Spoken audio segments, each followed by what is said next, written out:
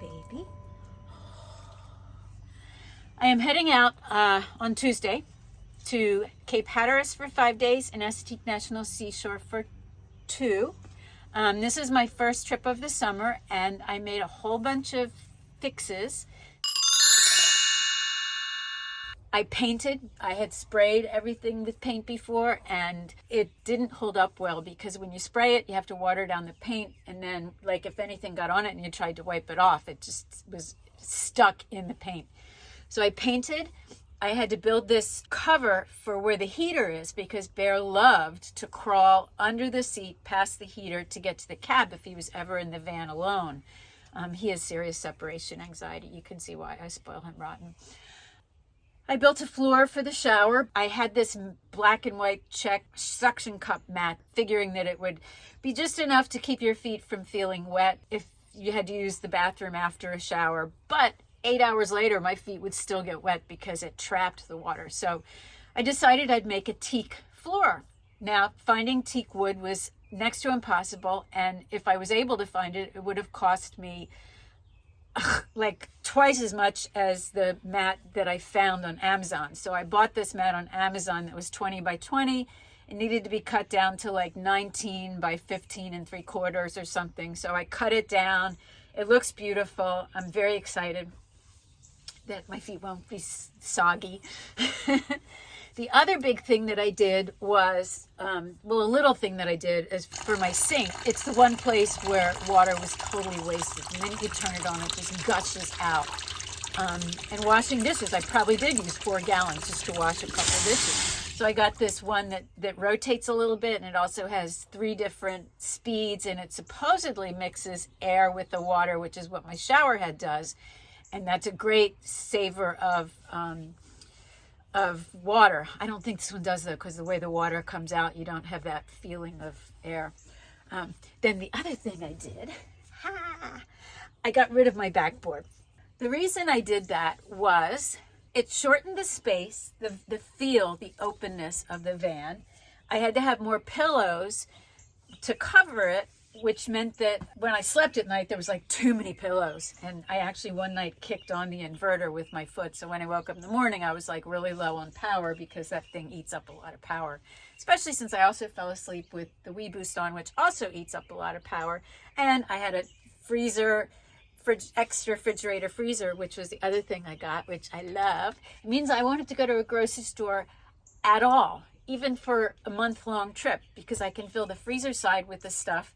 Maybe I'd go for like milk and fresh vegetables and stuff, but it means that you don't need a lot of stuff. Anyway, the other reason that I had that headboard was I thought if it was in the dinette mode and somebody was sitting there and they leaned back, that they might fall out of the van. That is not going to happen. The cushion there is 24 inches wide. If somebody leaned back, the most they're going to do is lay down. But I did have to build the screen in such a way that bear wouldn't fall out. It's attached to ripstop with a zipper for opening. It goes underneath the cushions, and then there's giant elastic straps that wrap around the cushions, so it's not going anywhere. And with the zipper, I can actually get to the back. I can get out through the back. So it's all around, I think, a wonderful choice. And I did have to redo the doors because they showed a lot. I built this wonderful little shelf where you can sit a soda there.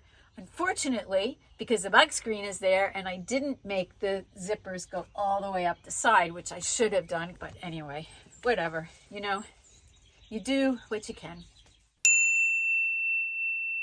I love this van. I built it during COVID hoping that it would be used for me to go to these fashion shows, people matching pet fashion shows. I had like 8 of them booked across the country, and then COVID hit and it all got canceled. I'm trying to balance these 3 things in my life. One is making a living. I have a business where I make dog clothes. I used to design on 7th Avenue, so it's like a skill that I have. And I started way back when on Facebook I would see all these dogs that were they were so beautiful with these big smiles. You get to the end of the post and it says that they were euthanized. All because people didn't know they existed.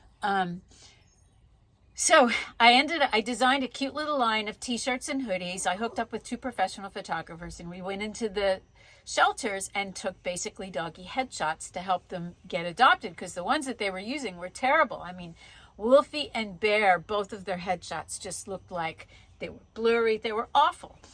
So the first time we saved 99 dogs. Then the second time we saved 86 dogs. And so I decided to like take it to the next level. I started making clothes for pet fashion shows and it turned it into a business as well.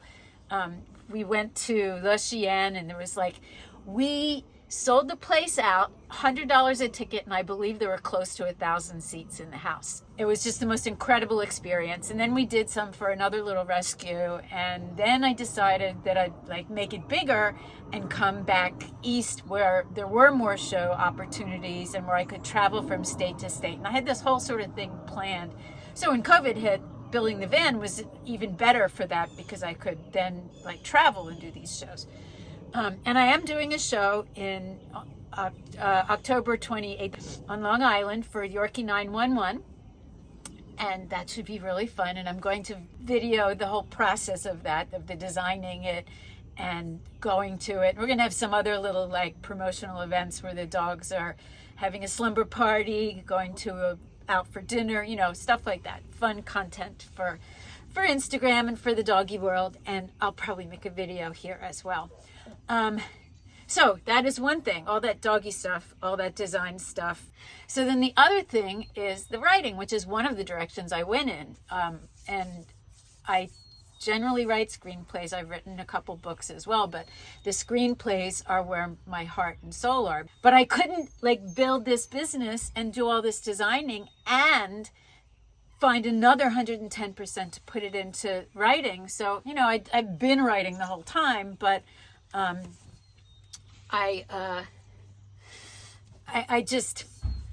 wasn't able to do it like I used to be able to do it when I worked in bars.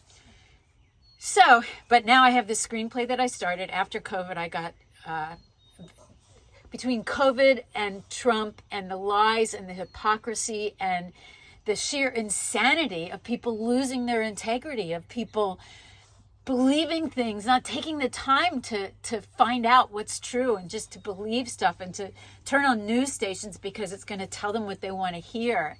And news stations that lie because that's what their people want to hear. What happened to leadership, where you literally are the one leading people instead of supporting their lies? Anyway, so I'm going to spend the next 7 days doing nothing but writing this screenplay, which over the last year, I've written a ton of scenes. I have the characters down. I have the thematic elements down.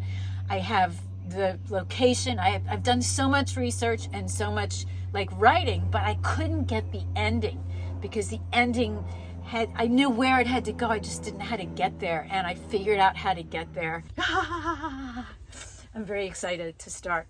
Anyway, I guess that's it for now. I don't know what else I did.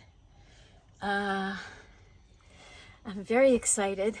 I hope to post bits about these 3 segments of my life. The dog world, including the fashion show. I hope to like go and visit dogs, and the just going to beautiful places and showing you these beautiful places and sharing the writing experience, which is, it's like a really cool thing, because when you're writing a screenplay, you're creating an entire universe where there's the world and there's the thoughts and feelings of all the people in it and the motivations of each of these people and how they bang into their world and how they bang into other people. And, you know, it's this whole complexity. And at the same time, it has to be so focused that no matter where it goes, it's always going forward. And it's all held together by this theme, because the theme is the horsepower of the screenplay. That's the thing that makes you feel. And if you can't feel, why would you spend 2 hours watching a movie? But you have to have the plot and the characters, and it's like, and then there's the structure of the whole thing, and you know, they often tell you that at 60 minutes in you should do this or that, and while all of that stuff is ridiculous, at the same time, if the viewer 60 minutes in hasn't, like, their butt's going to start to itch if you haven't compelled them to keep watching.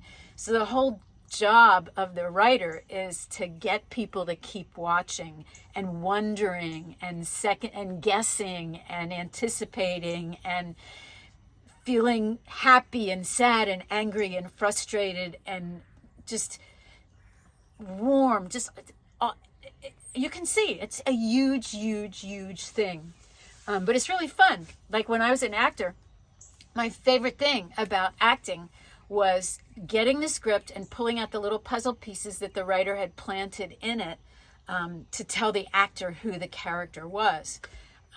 Going on stage and performing, it was like,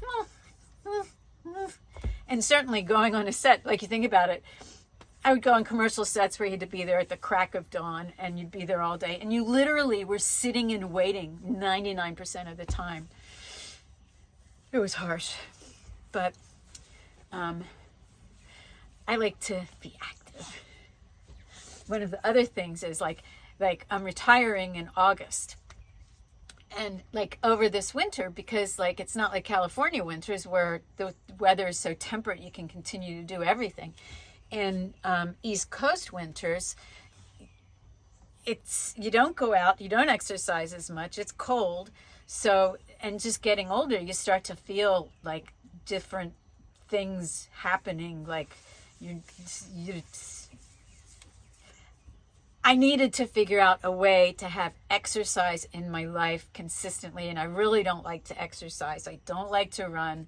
I like to do yoga, but only if I can go to a place. But the one thing I always loved was ballet. So I ended up buying a ballet bar, and I go in there, and there's all kinds of wonderful ballet bars on YouTube. So it's like hooked up to the like the holder for the cell phone, and I can do ballet in my garage. My garage is now my paradise. It's my little room.